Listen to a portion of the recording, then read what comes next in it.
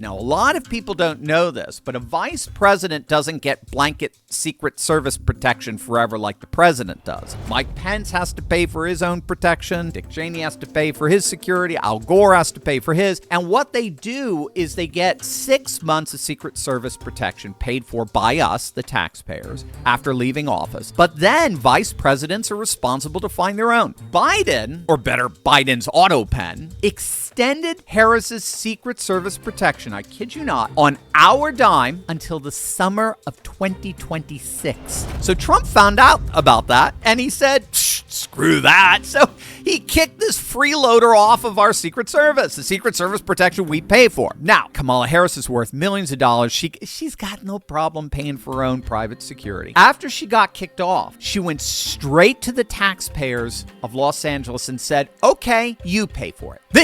This really happened. And we're now finding out that these officers had been scheduled for critical crime-fighting operations in the Valley before being reassigned to Harris's security detail, effectively leaving high-crime neighborhoods with reduced protection so a multimillionaire could avoid paying for private security. Cackle's Kamala didn't count on the police officers themselves, the whole of the LAPD, to rise up and openly rebel against this. But that is exactly what they did.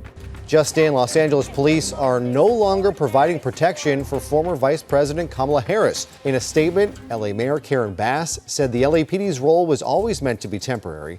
Before leaving office, former President Biden extended Harris's protection for 18 months rather than the usual 6 months for a vice president. President Trump then canceled that order.